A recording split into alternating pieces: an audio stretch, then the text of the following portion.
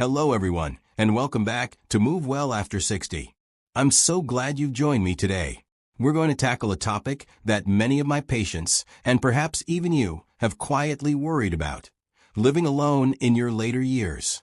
For generations, society has often painted a picture of isolation when we think about seniors living by themselves. You've probably heard the questions: what if something happens to you? Won't you be lonely? These concerns can echo louder as we get older, making the idea of living alone feel like a warning sign. But here's what's often overlooked. For many, living alone in old age isn't something to fear. It's actually one of the most empowering, joyful, and deeply fulfilling stages of life. This isn't about pretending that loneliness doesn't exist. It's a real emotion, and we'll touch on it. Instead, it's about shifting our perspective, about showing you how solitude, when embraced with purpose, can become a profound source of strength, clarity, and control you might not have experienced in years. Stay with me until the end, because you're not just going to hear why you don't need to fear living alone. You're going to discover 7 powerful reasons why it might be the very thing that helps you grow, heal, and flourish in ways you never expected. If you've ever worried about what life might look like without someone else in the house, or if you're already living alone and wondering about your future, this video will offer clarity, reassurance, and a new way to see the path ahead. Now, let's explore these remarkable benefits. 1. Full control over your space and time. When you live alone, you reclaim something many people don't even realize they've lost: complete control over your personal space and your time. From the moment you wake up to the moment you go to bed, your day is truly yours. There are no compromises, no negotiations, and no one else's schedule to work around.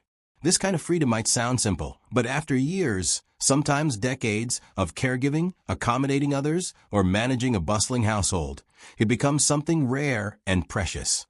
You decide when to eat, when to rest, when to clean or not clean. You arrange your living room exactly how you like it. Keep your bedroom at the temperature that feels right for you, and play the music you want as loud or as soft as you prefer. You set your own pace. And when the world outside feels unpredictable, having that kind of autonomy within your own walls becomes a quiet source of strength.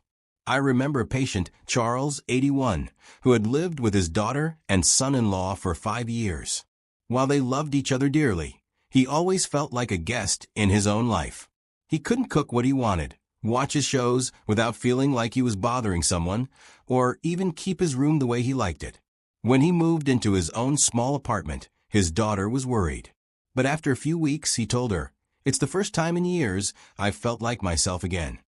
That kind of self-possession, being able to make decisions without deferring to someone else, brings back a profound sense of dignity. It reminds you that aging doesn't mean giving up the right to choose. In fact, living alone in later life can feel like reclaiming your own rhythm after years of adjusting to others. Of course, there will be times when support is needed. That's part of being human.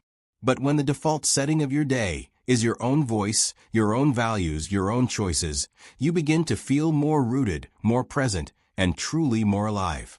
In a world that often rushes older people into shared housing or assumes they can't manage on their own, choosing to live alone becomes a quiet declaration. I know who I am. I know how I live. And I trust myself to do it well. 2. Solitude creates space for self-awareness and peace. There's a unique kind of stillness that only solitude can offer. And it's in that stillness that many older adults discover something they never expected: peace. When the house is quiet and the schedule is your own, something powerful begins to happen. Your thoughts settle, your emotions rise gently to the surface, and in the quiet, you begin to hear yourself more clearly. Living alone doesn't automatically mean being lonely.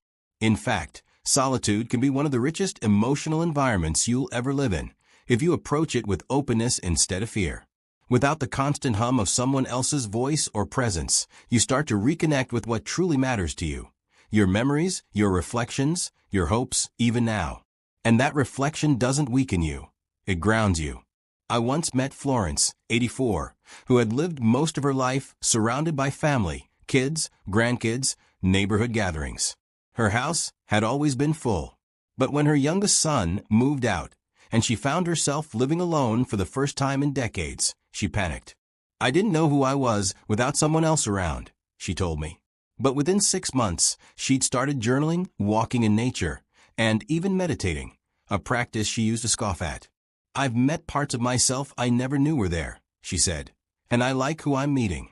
That's the quiet power of living alone. It strips away the noise and invites you to sit with yourself, not in punishment, but in possibility. You learn to self-soothe, to entertain yourself, to listen deeply to your body, your memories, your spirit. And in that listening, you often find healing that was never possible when life was constantly filled with distraction.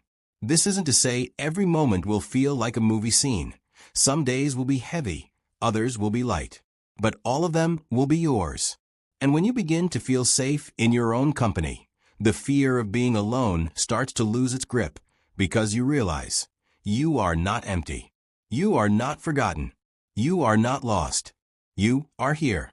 3. Relationships become intentional and more meaningful. One of the most overlooked benefits of living alone is how it reshapes your relationships. When no one else lives under your roof, the connections you maintain become deeply intentional. You're not surrounded by people out of habit or proximity. You reach out because you want to, and others do the same. This shift can lead to a kind of authenticity that many people don't experience until later in life. When you're on your own, you get to choose your social energy. You decide when to rest, when to engage, and who to spend time with. There's no obligation to entertain or respond to someone just because they're in the next room. And that space allows you to be more present when you do connect. You listen more, you share more, and you speak not out of duty, but from the heart. I once knew a man named Everett, 83, who had spent most of his adult life in a noisy, full household. After his wife passed and his children moved away, he found himself living alone for the first time in 50 years. At first, he dreaded it. But as time passed, he began calling old friends just to catch up. He joined a small group at the library. He even sent handwritten letters to his grandchildren. "Funny thing," he told me one day, "I'm alone more, but I feel more connected than I have in years." That's the power of intentional connection. You stop going through the motions. You stop socializing out of mere convenience. Instead, you start nurturing relationships that truly feed your soul, whether it's with an old friend, a neighbor, or someone you meet at the senior center. Each interaction holds more weight because it's your choice, and that choice matters. It builds confidence. It reminds you that even though you live alone, you're not isolated.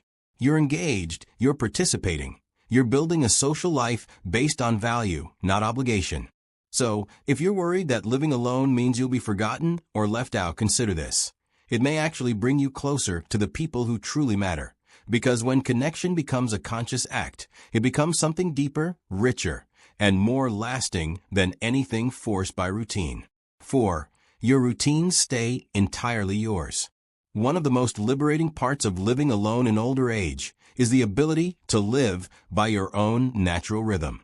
When no one else shares your space, there's no need to coordinate meal times, adjust the thermostat to someone else's comfort, or tiptoe around in the early morning out of courtesy. Instead, you get to move through your day based on how your body feels, your energy, your appetite, and your mood. There's something incredibly healing about that kind of alignment. You're no longer shaped by someone else's habits or preferences. You wake when you're rested, you eat when you're hungry, you rest when you feel tired. And in doing so, you begin to listen more deeply to your own body, a skill many people lose over decades of prioritizing others. I knew a woman named Jean, 79, who had lived most of her adult life adjusting to her husband's night owl routine. Dinner was always late. The TV was on at all hours. She never realized how much it affected her sleep and energy until she found herself living alone for the first time. Within a few months, she naturally began rising with the sun, walking before breakfast, and going to bed by 9 p.m. "I feel 10 years younger," she said. "Turns out I was always a morning person. I just never had a chance to live like one." That's what living alone can give you. A return to your own rhythm. It may seem like a small thing, but it brings enormous peace. You don't have to explain your habits. You don't have to accommodate someone else's pace. You simply live as you are when you are. And that steadiness helps everything else fall into place. Your digestion, your sleep, your mood, even your sense of purpose. When you honor your own timing, you're more in tune with life. You stop rushing, you stop suppressing, you stop bending out of shape just to keep the peace. Instead, you start living in a way that creates peace from within. 5. Freedom from difficult family dynamics. Living alone in old age can offer something many don't expect: emotional relief. As we age, some seniors find themselves living with adult children, in-laws, or extended family members, often out of necessity or cultural expectation. While some of those arrangements are warm and supportive, others are tense, draining, or even quietly painful. When you live under someone else's roof, or have others living under yours, you often give up a certain emotional freedom. You might hold your tongue to keep the peace. You might feel like a guest in your own home. You may feel like you're constantly being monitored or managed, even with good intentions. That stress builds over time, wearing down your confidence and your sense of self. I remember a man named Henry, 82, who moved in with his daughter and her family after a hospital stay. They all meant well, but he told me, I felt like I was on someone else's schedule. Every movement felt like I had to ask permission. I wasn't sick anymore, but I wasn't free either. Eventually, he moved into a small apartment nearby, and though he had fewer physical comforts, he said he finally felt at ease again. That ease is so important. Emotional safety matters just as much as physical safety. And sometimes, the best thing you can do for your health is to create space from the stress that comes with constant negotiation, unspoken resentment, or feeling like a burden. Living alone removes the background noise of emotional tension. You don't have to walk on eggshells. You don't have to navigate complicated family dynamics every day. And while solitude doesn't erase all challenges, it does remove one big one: the pressure to constantly manage relationships under your own roof. That space allows you to reconnect with your own values. You begin to trust your instincts again. You stop doubting every choice just because someone else might disapprove. And in that space, peace grows, not because everything is perfect, but because the atmosphere around you finally lets your mind and heart rest. 6. Increased resilience and confidence. Living alone in later life often brings with it a surprising benefit: resilience. When you take on everyday life without relying on someone else under the same roof, you begin to build a deeper trust in your own ability to manage, adapt, and thrive. Tasks that once seemed daunting, changing a light bulb, managing a bill, or handling an unexpected repair, become quiet affirmations. I can still do this. That confidence doesn't come all at once. It builds with each small success. And the more you lean into your independence, the stronger you feel, not just physically, but emotionally. You begin to realize that your age doesn't define your capability. You may move slower or need to plan differently, but you are still capable, still in charge, still writing your story. I once spoke with Lorraine, 85, who had never lived alone until her husband passed. She was terrified. For the first time, she had to handle the finances, talk to repairmen, and manage medications by herself. But within a year, something shifted. She began keeping a notebook of every task she completed, no matter how small. I wanted to prove to myself I could do it, she said. That notebook became a journal of victories, and every entry reminded her that she was more than her fear. That's what happens when you live alone with intention. You grow stronger, not because life gets easier, but because you get clear about who you are and what you're still capable of. You stop waiting for someone else to fix things. You stop doubting your instincts. And, in doing so, you build a kind of self-assurance that many people spend their entire lives chasing. It's not about never needing help. It's about not needing permission. It's about meeting each day as it is and knowing that you're still equipped to handle it. That kind of resilience is a quiet kind of power, and when you live alone, it shows up in the way you speak, move, and see yourself, not as someone who's just getting by, but as someone still living with strength and purpose. 7. Rediscovery of forgotten passions and interests. Living alone doesn't just give you peace, It gives you room to rediscover who you were before the world got so loud. When the house is quiet and the schedule is truly yours, you may find that long-forgotten passions begin to resurface. Old hobbies, creative projects, simple joys that got buried under years of work, caregiving, or compromise. And now, with time and space, they quietly call you back. Many older adults are surprised to find that living alone sparks curiosity again. Without someone else to fill the hours, you start filling them yourself. But this time, not out of obligation, but out of genuine desire. Maybe it's painting, gardening, journaling, or playing music. Maybe it's something you never tried before, because there was always someone else's need to meet first. I once met a man named Ralph, 80, who spent most of his adult life running a hardware store. After retiring and losing his wife, he found himself completely alone and unsure what to do with the silence. One day, he picked up a set of watercolor paints his granddaughter had left behind. Within months, he was painting every morning. "I didn't even know I liked this," he said, "but now it's how I start my day, with color." That kind of discovery isn't just therapeutic, it's transformative. It reminds you that you are still growing, still learning, still capable of joy and surprise. And it's often living alone that makes that space possible, because when no one else is setting the tone of your day, you finally have the freedom to follow your own spark. And it's not just about productivity. Sometimes it's about finding comfort in the little things, re-watching your favorite movies, rereading the books that shaped you, or cooking that one meal only you know how to make just right. These are quiet rituals of self-love, and they deepen your sense of identity, reminding you that you're not just passing time, you're making meaning. When you live alone, your days become a canvas, and you get to choose the colors.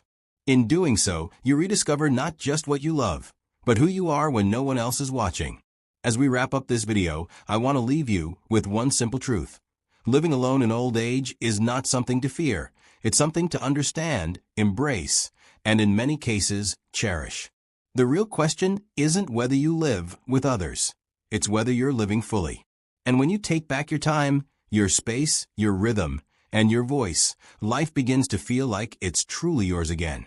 We've walked through 7 powerful reasons why living alone might be one of the most liberating decisions you've ever made. From rediscovering forgotten passions to regaining confidence and peace, each reason is a reminder that solitude is not emptiness. It's a space. And space is where growth, healing, and self-respect often begin. If you're currently living alone and questioning whether it's the right path, I hope you now see that you're not behind. You're not broken. You're not missing anything. You're simply in a different season of life, one that comes with its own kind of beauty, strength, and wisdom. And if you're considering living alone but fear the unknown, I hope you now know that it's not isolation that waits for you. It's potential. You are not too old to begin again. You are not too late to feel peace. And you are certainly not too alone to live meaningfully every single day. Every day you choose to show up for yourself, to care, to reflect, to grow, is a day you're choosing life. Not just survival, but life with dignity, freedom, and purpose. Thank you for joining us today on Move Well After 60. We'd love to hear from you. Leave a comment below and share one thing you learned today and how you plan to use it in your life. Your thoughts are important to us, so don't hesitate to share them. Reading your comments gives us great motivation and encouragement. If you enjoyed this video and found it helpful, please like, subscribe, and share. Your support helps us continue creating good content to inform and inspire you. Thanks for watching, and we look forward to seeing you in the next video.